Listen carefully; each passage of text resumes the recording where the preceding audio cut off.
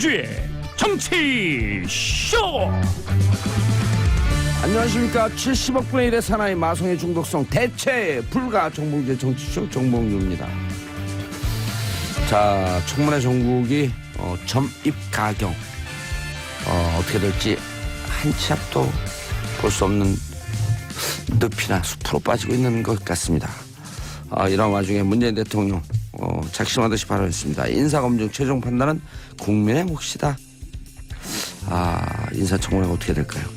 오늘 여의도를 대표하는 세 분의 빅마우스 모시고 정치 1도 모르는 분들에게 정치 9달의 해안을 만들어 드리는 분들 모시고 말씀 나눠보도록 하겠습니다. 정봉주의 정치쇼 103.5MHz SBS 러브 FM. 저는 잠시 뒤에 우리들의 소중한 친구 합법적으로 돈 팡팡 쏴주시는 분들 스폰서 광고 듣고 오겠습니다. 다시 날씬해지고 싶어. 다이어트 해야 하는데 좀 간단한 방법 없을까? 1522-6648 1522-6648 혹은 비타샵을 검색해주세요. 골반 교정? 입고 걸으면 끝이라니. 참 쉽죠? 골반 잡자 바로 잡자 바디로직 허리 통증 바로 잡자 바디로직 몸매 교정 바로 잡자 바디로직 자세가 좋아지는 골반 교정 타이즈 바디로직 검색창에 골반 교정 바디로직 남자는 허리. 삐딱한 남성 골반 허리에도 역시 바디로직입니다. 바디로직의 효과를 못 느끼셨다면 100% 환불해드립니다. 자세한 환불 조건은 홈페이지를 참조하세요. 안녕하세요. 삼성생명입니다. 모든 것을 한 번에 준비할 수 없다면 가장 소중한 것부터 준비해야겠죠? 건강, 노후, 가족 중 지금 우선 챙겨야 할 당신의 1순위. 삼성생명 3대 자산 바로 알기로 확인해보세요. 정봉주의 정치쇼 1부 들어가겠습니다. 자, 오늘 많은 청취자분들이 기다리는 시간이죠. 여의도 UFC Ultimate Fighting Conference 극한 무한 토론 투쟁. 내가 만들고도 멋있어요. 자, 각 당 대표 의원들의 즐거운 수다와 난상 토론이 함께하는 여의도 UFC 시간입니다. 자, 어제 문재인 대통령께서 강경화 외무장관 임명 강행 방침을 밝히면서 여의도 분위기가 얼어붙었어요. 급속 냉동 상태죠. 자, 지금 여의도에서 막 달려오신 이분들 생각은 어떤지, 견해는 어떤지, 인간적인 입장은 어떤지, 정치적 입장은 어떤지 탈탈 털어보겠습니다. 표창원 더불어민주당 의원님 자리하셨습니다. 네, 안녕하세요. 예, 손은 들어주세요. 보는 라디오예요. 그렇죠. 고릴라로 보니까 재밌어요. 뭐 하고 계시는 거예요 지금? 하트를 날려드립니다. 자, 최명길 국민의당 원내대변인 자리하셨습니다. 네, 안녕하십니까. 예, 방송 오래 하신 분이어서 역시 세련돼. 이제 앞으로 못 볼 것 같아요. 당대표 되면. 예, 기호 2번 하태경입니다. 예, 소개도 안 하는데 나와요. 하태경 의원 자리하셨습니다. 하태입니다. 예. 어디에 무슨 정당? 바른정당이에요? 자유한국당이에요? 중요한 이거 아직도 모르는 분들 있어요. 아이, 그럼요. 바른정당입니다. 제 눈높이를 딱 보면 이게 국민의 눈높이입니다. 신보수가 아니라 신보수입니다. 자, 그런데 하태경 의원님, 당내 전당대회죠? 예, 맞습니다. 전당대회가 며칠이에요? 26일입니다. 6월? 예, 지금 다음 주인가요? 얼마 며칠 안 남았죠. 예, 그래요? 그렇습니다. 야, 보통 전당대회면 들썩들썩한데 왜 이렇게 관심이 없이 진행하죠? 지금 숙제입니다. 예. 관심 받는 게 지금 최고 목표입니다. 그럼 여기서 한번 그 당 홍보하고 우리 전당대회 이러이러한 목적으로 하고 있다. 한번 하세요. 자유한국당 깨려고 나왔습니다. 제발 좀 도와주십시오. 쪽팔려 죽겠습니다. 보수, 자랑스러운 보수, 부끄럽지 예. 않은 보수. 예. 이번에 젊은이들한테 열광적인 지지를 받는 보수 한번 만들어 보겠습니다. 그럼 정치쇼 자주 나와야 되는데.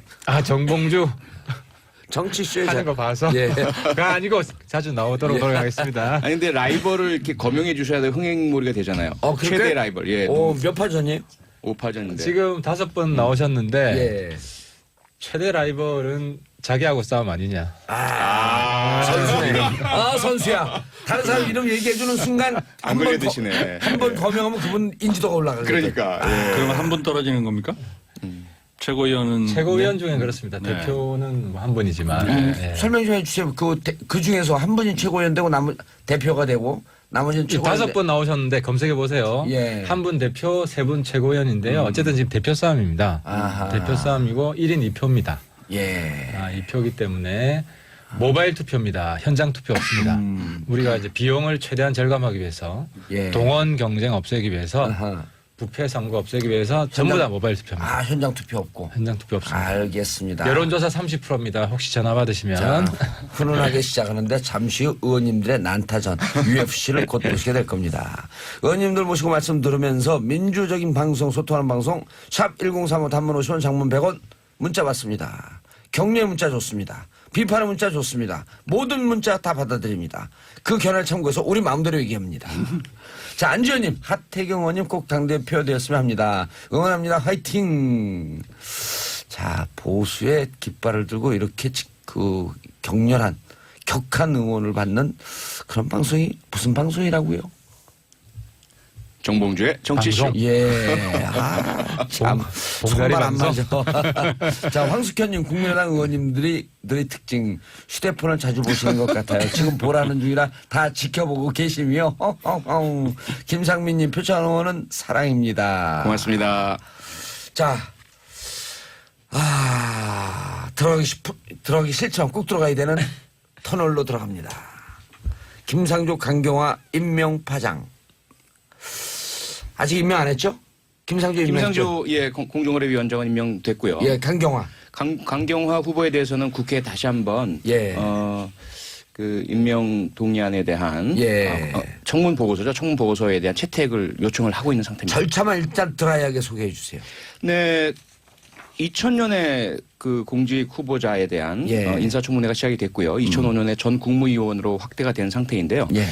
국무총리나 헌법재판소장, 대법원장 등에 대해서는 국회가 인준을 해야 합니다. 반드시 국회가 과반 이상의 찬성으로 인준을 해야 되고요. 예. 나머지 국무위원은 국무위원들. 인사청문회를 통해서 검증을 받고 예. 그 검증 결과에 대한 국민 여론들을 감안해서 최종 인사권자가 인사를 할지 말지를 결정하는 것이죠. 예. 국회는 청문 보고서라고 방금 말씀하셨는데 어떻게 네. 되는 거죠?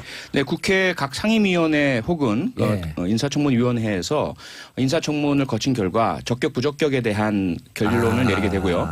그래서 그 청문 보고서를 채택하게 되면 그 청문 보고서가 인사권자인 대통령에게 전달이 되죠. 적격 혹은 부적격. 네. 청문 보고서가 여야 파행으로 채택 안 되게 되면요. 네, 채택이 안 되면 그 국회의 의사가 전달이 되지 않게 되는 거죠. 그것은 거의 국회가 후보자에 대한 판단을 안 한다. 그러니까 뭐 부적격보다 더 심한 거죠. 사실은 동의 요청이 오게 되면은 네. 원래 20일 이내에 이제 그 청문 경과 보고서를 채택 여부를 결정하도록 돼 있고 그때까지 결정을 안 해주면은 청와대에서 보통은 이제 재송부 요청이라는 걸 합니다.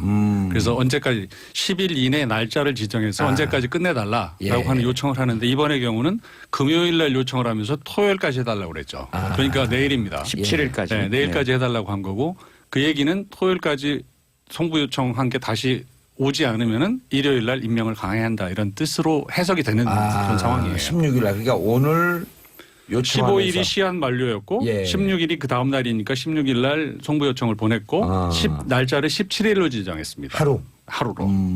그러니까 네, 보통은 야당 이제 입장에서는 이것은 약간 강행하겠다. 점잖게 할 때는 닷새 정도를 하죠. 네. 물론 뭐 사례는 이틀 한 경우도 있는데 그러나 그 정식 절차는 10일. 그렇죠. 10일 10일 이내에 이내. 날짜를 지정하도록. 이내에서 지정하는 건데요. 지금 아시다시피 한미 정상회담 국빈 방문이 코앞에 다가와 있고요. 급박한 상황이라는 기다릴 거. 수밖에 없는 상황이다. 네네. 자, 일단 대통령 아까 소개했듯이 이렇게 얘기했어요. 인사 검증 최종 판단은 국민의 몫이다. 국민의당부터 임명 강행하겠다는 거 아니에요? 이렇게 보면 강경화. 그렇게 해석이 되는데요. 예. 저는 뭐 몇 차례 말씀드렸지만 원칙적으로 그 당 입장에서는 이제 반대한다. 예. 그 청문 경과 보고서 채택에 응할 수 없다. 그리고 도덕성뿐만 아니라 외교장관으로서의 자질이 그걸 상쇄할 만한 자질이 발견되지 않았다.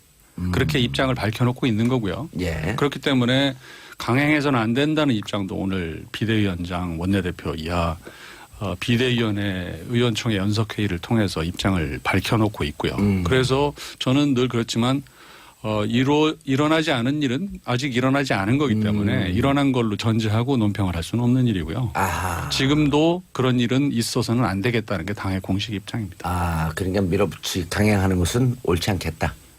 그런 입장이신 거죠? 그런 거죠. 이제 협치를 이야기하셨고 그렇기 때문에 사실상 이해들 하고 계시겠지만 이낙연 총리 후보자 과정에서 국민의당이 사실은 뭐 저희들은 대승적이란 말 남이 해주는 거지 이제 저희들이 할 말은 아니죠. 그렇지만 하여튼 여러 가지 문제점이 있음에도 불구하고 이른바 이제 장관 임명 재청권자의 인사를 여기서 더욱 막아놓고 멈추면 곤란하지 않겠느냐라는 인식이 있었고 그래서 예. 문제점이 있음에도 불구하고 협조를 한 거고요. 그래서 사실상 많은 그 국민의당 의원들이 가서 예. 찬성 투표를 하지 않았습니까? 그렇다면은 그 이후에 당론을 통해서 입장을 정리해서 밝히면은 청와대가 협치의 정신에 따라서 그걸 좀 받아줬으면. 받아주는 게 맞다라고 보는 거죠. 예. 그런데도 불구하고 계속 저렇게 강행을 한다면 이제 그 이후에는 김상조 후보자 임명했을 때 하고는 또 다른 차원의 그래. 대응을 할 수밖에 없다는 게 당의 입장입니다. 최명길 의원님, 네. 돌발 질문. 보는 라디오인데 보이게 이쪽으로 조금 오시면 안 돼요? 어디요? 이쪽으로요? 그렇죠. 아니 그 잘생긴 얼굴 자꾸 가리세요. 정봉주 대표죠. 아, 참. 예, 이 방송국 대표입니다. 의원님만 하겠습니까? 인물에 관한. 자, 하태경 의원님은 공식적으로 지지 입장을 밝혔었어요. 근데 일단 지난번에도 한번 2주 전이죠. 예, 저희 당을 포함해서 야당 좀 자기 반성이 좀 필요하다고 보는데요. 예. 우리는 이제 제일 중요한 게 우리 청문회 기간 동안 우리 정치권이 야당이 어떤 메시지를 국민한테 전달할 것이냐. 근데 선택과 집중이 없어요. 전략이 없어요. 예. 메시지 전달 완전 실패했다고 저는 봅니다. 왜냐하면은 지금 국민들이 볼 때는 야3당이 다 반대해요. 모든 후보. 어허. 국민들이 볼 때는 모든 후보 다 반대해요. 그렇게 보입니다. 그러면은 이게 조금 문제가 있는 사람과 심각하게 문제가 있는 사람이 구분이 안 됩니다. 그러니까 제가 볼 때는 여태까지 있는 후보들보다 지금 앞으로 지금 나오는 뭐 안경환 예. 그리고 뭐 김상곤 예. 좀 심각한 것 같아요. 근데 앞부분을 쭉 다 반대했으니까 저기 예. 반대하면 아니 뭐 그냥 의뢰 반대하는 거겠지 예. 해서 정말 그 악성도 예. 야당의 잘못된 전략 때문에 지금 통과될 수 있다. 어허. 이런 자기 반성이 좀 필요하다고 예. 생각이 되고요. 그래서 과감하게 기존의 관성을 지금 깨야 된다. 야당이 국민한테 신뢰를 주기 위해서는 이게 한 가지 제안 드리고 예. 두 번째는 저는 그랬으면 좋겠어요. 좀 야당 자체만의 기준. 그러니까 예. 청와대 보고 기준을 자꾸 분명히 바꾸라 하지 말고 야당의 기준. 우리는 이런 기준을 공개를 하는 거죠. 음. 그래서 제가 제안하고 싶은 거는 국민들이 이해하기 쉽게 아직 정치는 심플하게 해야 되는 거니까 그렇죠. 중학교 2학년 학생들이 이해할 수 있게. 점수를 매겼으면 좋겠어요. 점수를 매기겠다 기준을 정해가지고 이럴 경우 뭐 위장 전입 몇 년 이전 거는 뭐 1점, 2006년 이후 거는 뭐 5점 이런 식으로 쭉 매겨가지고 합계해서 50점 이상이 나오면 우리는 반대하겠습니다. 왜냐하면 명확하잖아요 메시지가. 물론 이 기준 자체에 대해서 논박이 있을 거예요. 논박도 저는 좋은 거라고 봅니다. 느낌은 근데 왜 나를 당대표로 찍어주세요 이렇게.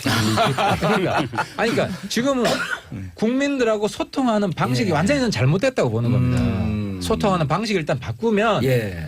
야당이 반대하는 것에 대해서 신뢰를 가질 것이다. 근데 지금 신뢰가 없습니다. 최명길 의원님 이 주장에 대해서요.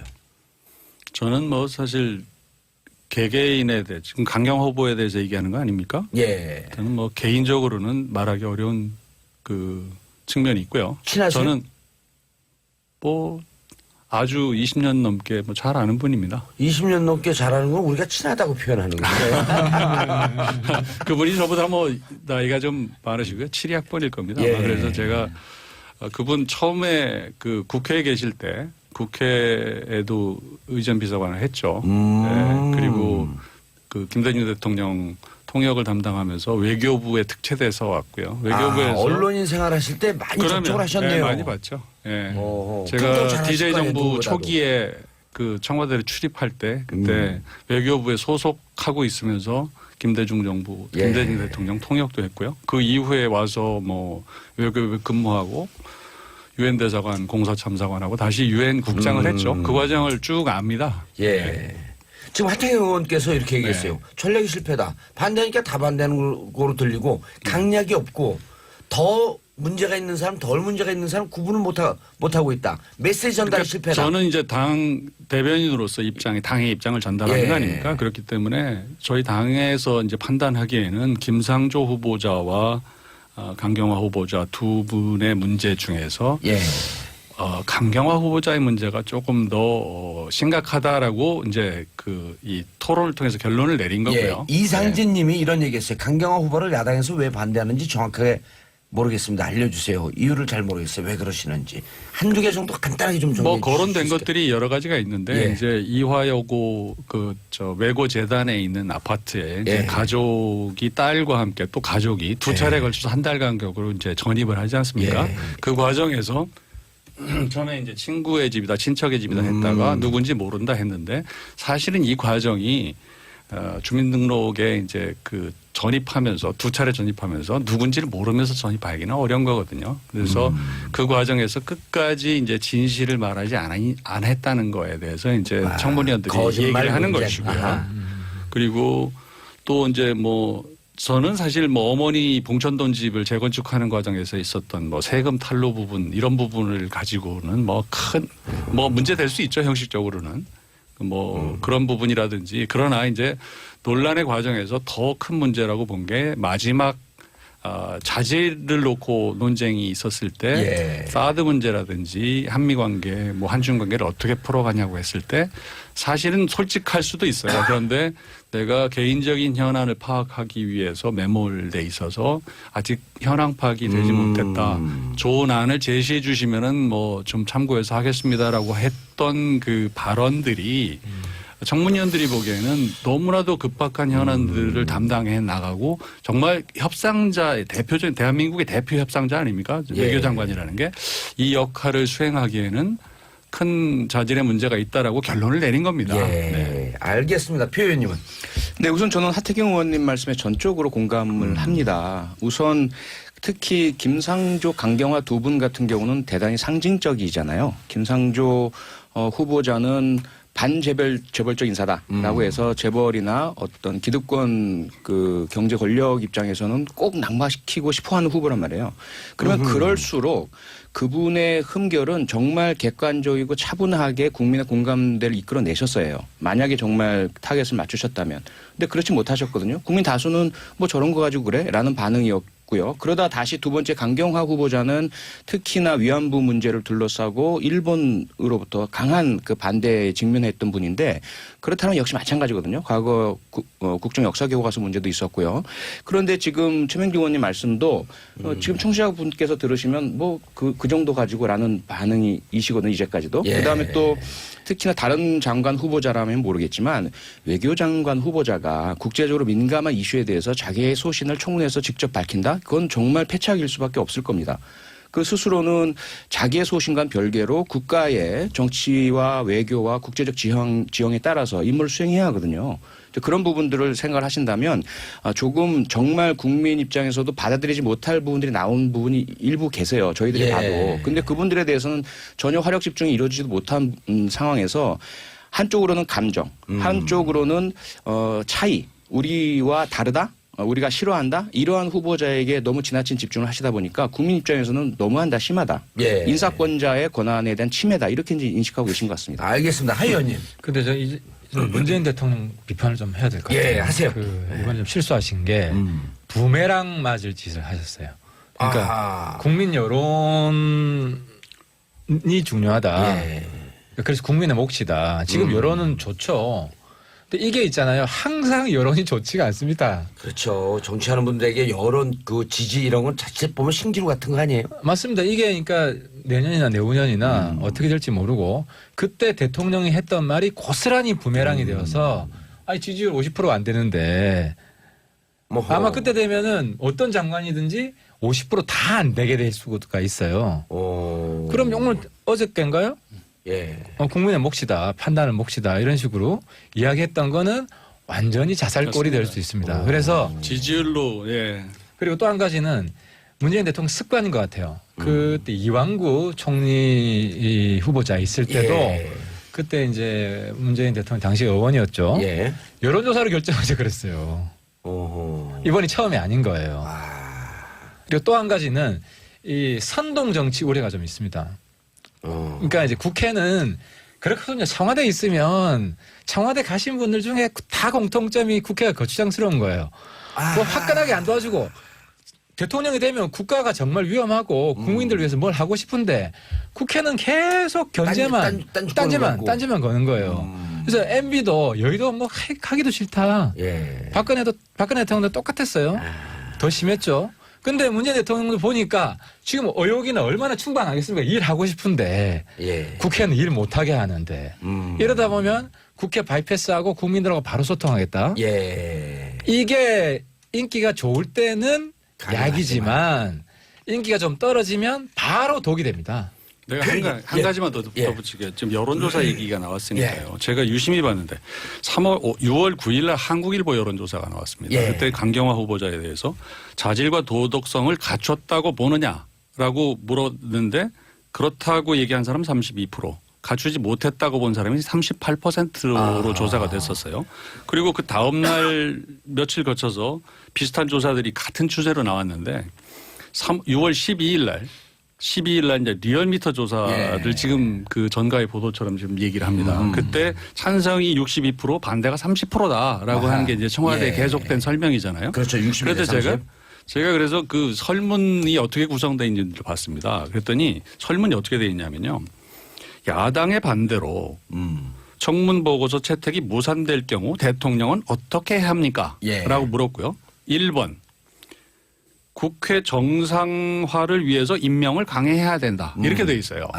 그러니까 이미 그러니까 답안지에 가치가 들어가 있는 겁니다. 국회 정상화를 위해서 강행해야 된다. 이거 반대. 예를 들어서 그건 전두환 대통령 때요. 예, 알겠습니다. 전두환 대통령 때 예를 들면서 중요한 내용은 광고 듣고 2부에서 계속하겠습니다. SBS 라디오가 직접 제작한 팟캐스트 고릴라 팟. 고품격 직업 파헤치기 방송 잡담. 풍문으로 듣는 방송 시네타운 19. 사주 명리학으로 풀어보는 핫이슈 톡톡사주. 재미 팟팟 고릴라 팟. 고릴라 앱에서 만나보세요. 자, 여의도 UFC 여의도를 대표하는 빅마우스 세 분의 의원님과 함께하고 있습니다. 표창원 더불어민주당 의원님. 아까 여론조사 부분만 내가 간략하게 이거 마저 소개하고요. 최명길 의원님. 네. 이게 소개가 더 시급해요. 최명길 의원이 함께하고 계시고요. 하태경 바른정당 의원이 함께하고 계십니다. 자, 아까 여론조사 말씀하시다가 광고 때문에 뭐가 들어갔어요? 네네. 민정당 얘기를 해서 무슨 얘기를 하려고 하나? 전두환. 그 얘기는 딴 게 아니고 이제 그 사회 조사 방법론상 그 설문의 구성이 제일 중요한데 그렇죠. 그게 이제 국회 정상화를 위해서 임명을 강행해도 되느냐 이렇게 물어보는 것은 저는 정도를 벗어난 질문이라고 보고요. 제가 왜 그 얘기를 드냐면은 예를 들어서 전두환 대 정권 때 이른바 정의사회 구현하자고 그랬지 않습니까? 그 정의사회를 구현하자고 하면은 누가 그걸 반대할 수가 있어요. 그렇기 때문에 어떤 가치가 들어간 설문을 제시하면서 찬반을 묻는 것은 그건 옳은 구성이 아니라고 보고요.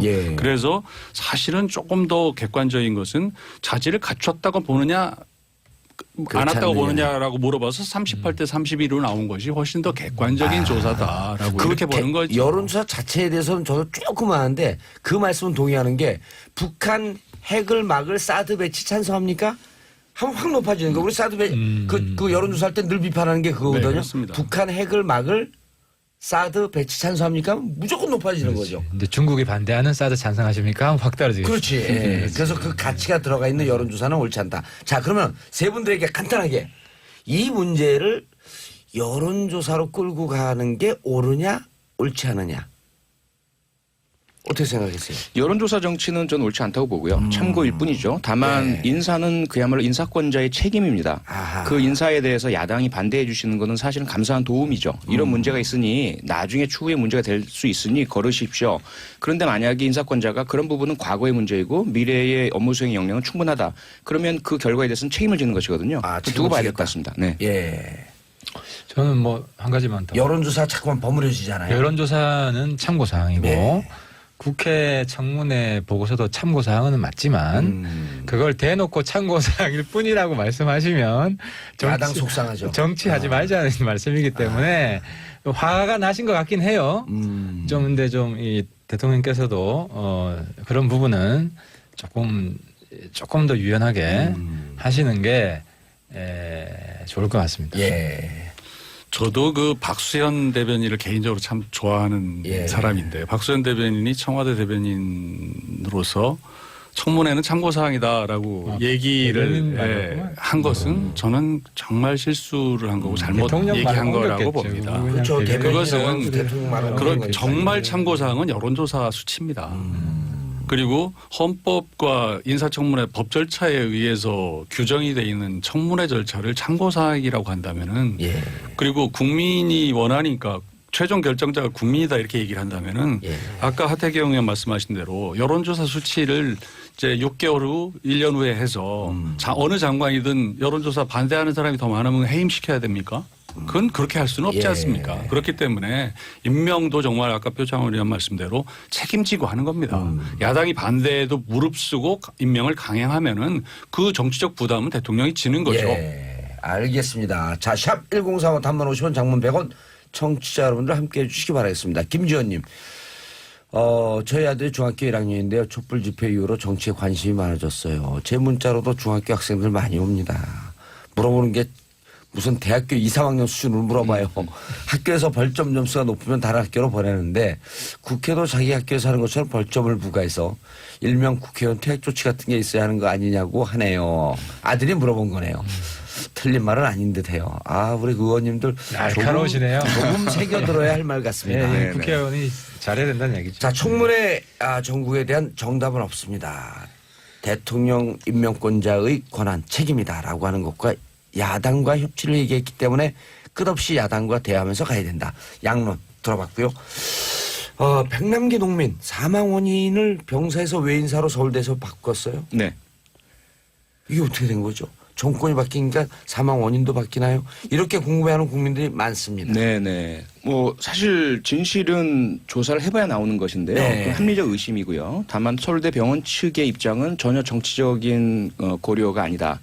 그 절차와 과정들이 또 있었죠.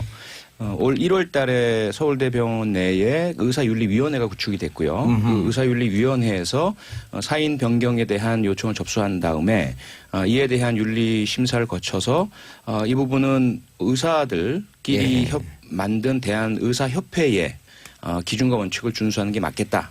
이러면서 권고를 했죠. 권고를 하면서 사실은 사인 변경의 결정권은 실제 사인을 결정한 의사에게 있습니다. 그런데 이 의사가 전공이 소위 그 레지던트라고 하는 의사죠. 그런데 이분이 자기가 정말 권한을 가지고 했느냐 아니거든요. 자기의 상관인 백선아 신경외과 과장의 지시에 의해서 했는데 이 과장은 여전히 사인을 병사로 유지하고 있고요. 그런데 그 과장의 뜻에 반해서 실제로 사인을 적었던 의사는 외인사로 기재를 하고 싶다. 이렇게 돼서 서울대병원 측은 이런 복잡한 절차를 거쳐서 사인 변경을 했다라고 발표를 하고 있는 것이죠. 담당 레지던트는 외인사로 적고 싶다. 네, 네. 저는 이거는 조사를 해야 됩니다. 왜 바뀌었는지. 그래서 만약에 정권 눈치 보고 바꿨다. 그럼 서울대병원 간판 내려야 됩니다. 정말 부끄럽습니다. 만약 그랬다면 목에 칼이 들어와도 이거는 맞는 건 맞다. 틀린 건 틀리다. 적어도 서울대 이름으로 뭐 제가 그 동문이어서가 아니라 저는 은근히 거기서 느닷없는 깔때기가 들어오셔요. 아니 누가 하태경 서울대는 아니냐고 물어봤어? 제가 학교는 많이 다녔는데 서울대 여러 번 떨어진 사람 앞에서 왜 이런 거야 도대체? 학교는 많이 다녔는데 이래서는 안 된다고 생각합니다. 그래서 간판 내려야 된다고 생각하는데 제가 이제 친구들이 많이 있어가지고 우리 특별히 아침에 좀 탐문을 해봤어요. 그래서 모르는 모르는 팩트 하나를 공개하겠습니다. 여기서 제가 들은 이게 뭐냐면 사실은 정권 눈치 본 게 아니라 레지던트 분이 지도교수 눈치를 본 거다. 그러니까 이게 웃긴 게 이게 뭐예요? 평범한 분들은 이해할 수 아까 표창원 의원님도 한 어느 정도 말씀하셨는데 올해 레지던트가 이제 졸업이에요. 더 이상 지도교수 눈치를 안 봐도 되는 해인 거예요.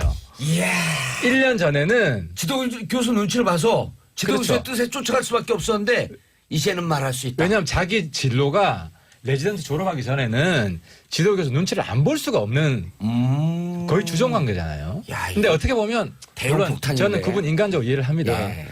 근데 처음부터 그 백선아 교수와 레지던트 사이에서는 이견이 있었어요. 백선아 교수는 병사라고 생각했고 이 레지던트는 외인사라고 생각한 거예요. 근데 법적으로는 이 사인을 한 사람이 레지던트예요. 백선아 교수가 아니고 사인을 한 사람은 레지던트인데 레지던트가 1년 전에도 내가 총대를 매겠다. 나 의사 안 해도 좋으니까 총대를 매겠다. 레지던트 졸업 안 시켜줄 수 있잖아요. 그러면은 1년 전에도 했을 거예요. 그런데 사실 의사를 포기한다는 것 자체가 인간적으로 볼 때 그러면 이해가 좀 되잖아요. 근데 지금은 졸업을 해가지고 이제 부담이 없는 거예요.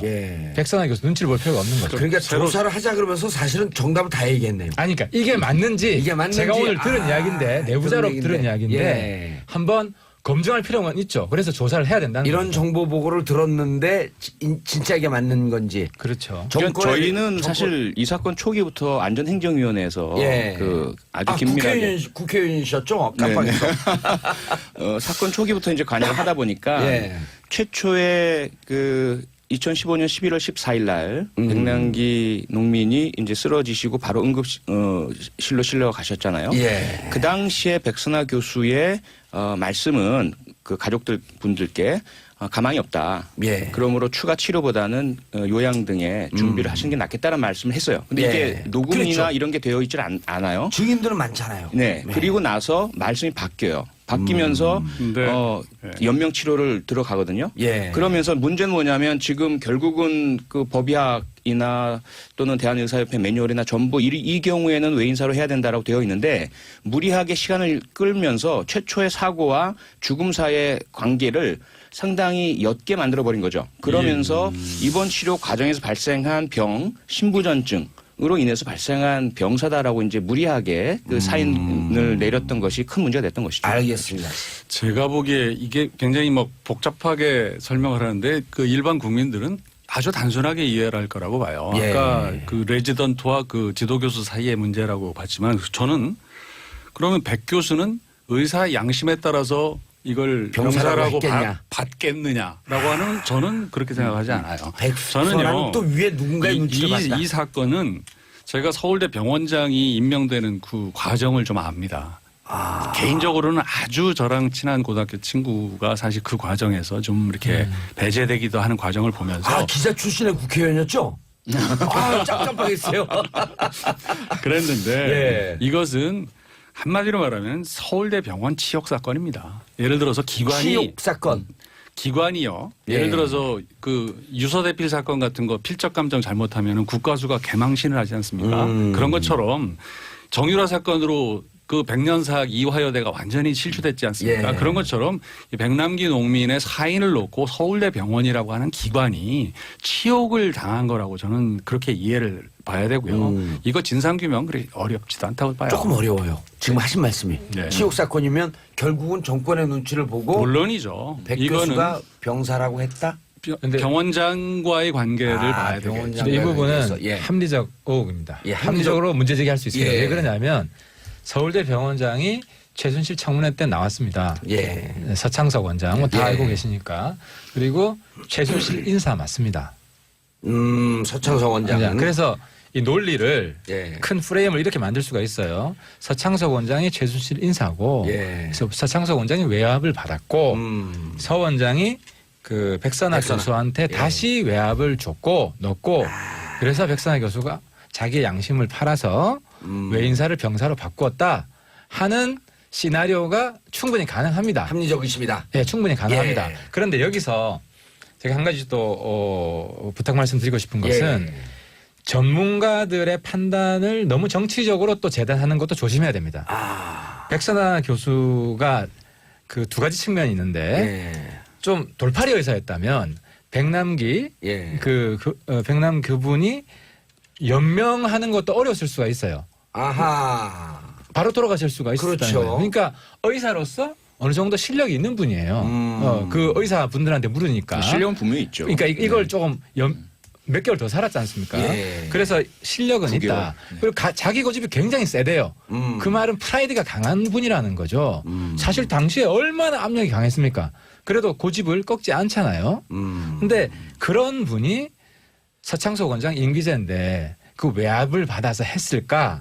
라고 하는 역의 의심도 가능하기 때문에 이 부분은 정말 조사를 해서 그래야 다 명예가 어떤 분은 불명예가 안 씌워질 수도 있고 명예를 회복할 수도 있고 그래서 이거는 반드시 서로를 위해서 진상조사가 필요하다는 겁니다. 하 의원님 그런데 서울대 의대 권위자인 거 맞거든요. 백선아 교수를 가르쳤던 이윤성 교수는 같이 기자회견할 때 그 장면 다 기억나시잖아요. 백선아 교수가 발언할 때 옆에서 절레절레 흔들면서 결국 이윤성 교수는 백선아 교수가 잘못됐다. 이렇게 얘기했단 말이에요. 이 부분은 어떻게 보실까요? 학문적으로 겸허해지기가 굉장히 힘듭니다. 무슨 이야기냐. 저도 사실은 힘들었어요. 제가 친북 NL 운동하다가 이거 잘못됐다. 저는 공개적으로 반성을 했습니다. 근데 이런 분 많지 않거든요. 마찬가지입니다. 전문가들의 세계에서는 본인이 훌륭하다고 얘기한 거예요? 아니, 그러니까 전문가들의 세계에서는 자기가 실수했던 어쨌든 한번 결론 내린 거를 뒤집어 엎기가 아니 그것도 보세요. 지금 청와대 그 5대 원칙 이거 저는 바꿔야 된다고 생각하는데 한 번 정해놓으니까 여기에 대해서 입장을 안 바꾸잖아요. 장단점이 있는 겁니다. 그래서 백선아 교수가 의도적으로 외압을 받고 했는지 아니면 초기 오판으로 왜냐하면 자기는 살렸잖아요. 살렸으니까 연명치료가 가능했으니까 당시 죽었을 때는 애매했을 본인 판단에는 근데 이제 실수를 한 건데 뒤집어 엎기는 조금 힘들어지 이런 상황일 수도 있어요. 알겠습니다. 청취자분들 견해 듣겠습니다. 김재강님 의료계 학연 지원 심각하게 따져요. 졸업한다고 과연 그런 용기가 찍히면 발 못 붙이는 곳이 의료계예요. 무척 폐쇄 곳인데 쩝. 자 속보 들어왔습니다. 11시 일기에서 폭염주의보 발생했습니다. 노약자 외출하는 거 좀 조심하시고요.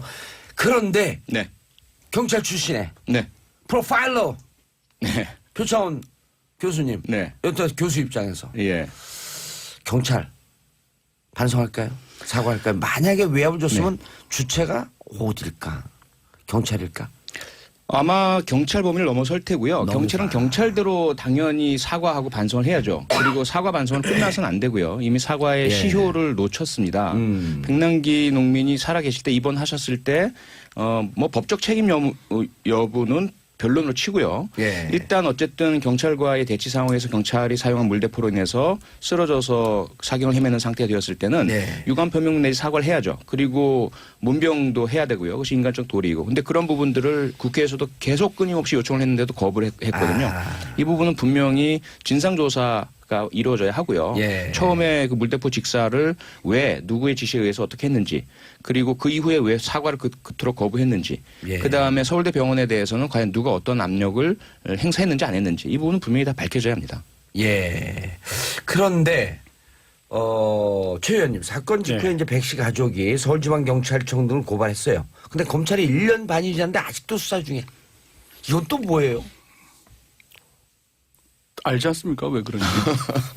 우리 청취자분들 모른대요. 왜 그런지. 이게 사실 기억을 더듬어 봐도 금방 알지만 그 당시 이제 표창원 의원 같은 경우는 서울대 병원에 가서 계속 그 활동을 하고 하셔서 가까이서 보셨겠지만 그 부검의 과정이라든지 장례 절차 과정이라든지 이런 때 경찰 차원을 훨씬 넘는 대한민국 최고 권력이 개입하고 있다는 정황은 금방 볼 수 있지 않습니까? 누구나 봐도. 그건 너무 상식적으로 이해될 수 있는 사안이고 이 사안에 대해서 굉장히 아주 다각적으로 청와대에서 관심을 보이고 있었고 또 박근혜 대통령께서 상당히 관심을 보였던 걸로 저는 알고 있습니다. 하 의원님 아까 조사해야 된다. 그런데 일반 국민들은 백남기 농민 어르신 사건을 재수사해야 된다. 처음서부터. 이런 요구도 많거든요. 근데 뭐 재수사란 말이 틀렸죠. 수사도 안 했는데. 그러니까 이제 수사도 안 했어요? 수사도 안 했지 않습니까? 그러니까 수사를 오늘 대표 나가면서 스트레스가 좋아졌어요. 사실 말씀하시는 거예요. 네. 근데 저는 여기서 쓴소리 또 한 번 하겠습니다. 예. 그 문재인 정부가 검찰 개혁의 첫 단추가 약간 바람이 빠졌어요. 김샜어요. 그 뭡니까 돈봉투 예. 사건 뭐 굉장히 큰 게 있을 것처럼 시작했다가 용두사미로 끝났잖아요. 별거 없었잖아요. 근데 이거는 뭐가 있을 수 있습니다. 이 건은 왜 검찰이 1년 몇 개월 동안을 끌고 안 했느냐. 그리고 경찰도 자체 감찰하다가 그만뒀죠. 그죠? 예. 이게 뭐 그러니까 이게 타이밍이나 예. 계기가 되는 것을 잘 선택해야 개혁도 힘을 받는다. 근데 뭐 지난번에 뭐 국방부 보고 예. 이것도 흐지부지 끝났어요. 그래서 국방부 개혁 필요합니다. 근데 그 첫 단추를 잘못 끼는 거는 김센 거예요, 거기도.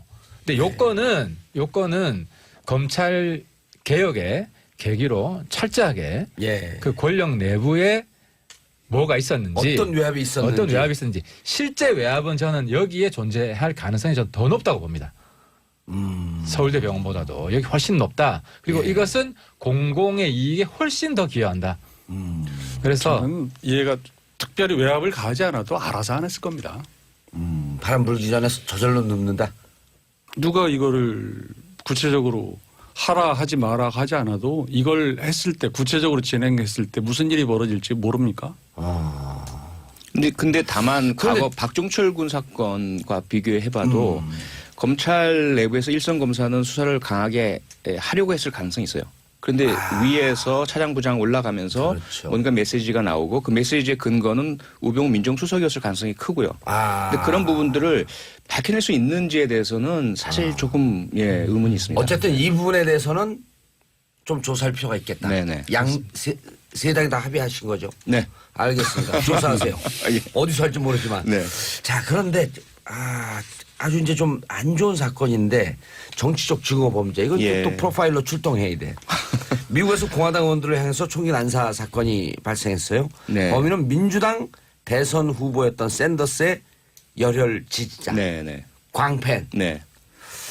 이렇게 알려졌죠. 정치적 증오 범죄에 대한 이제 관심이 높은데 범인이 공화당이냐 민주당이냐 물은 뒤에 50발 이상 난사해서 5명이 총살을 입었고 공화당 원내 총무 서열 3위죠. 스티브 스컬리스 하우너는 중태에 빠져 있고 좀 섬뜩하지 않아요? 이런 얘기 들으면.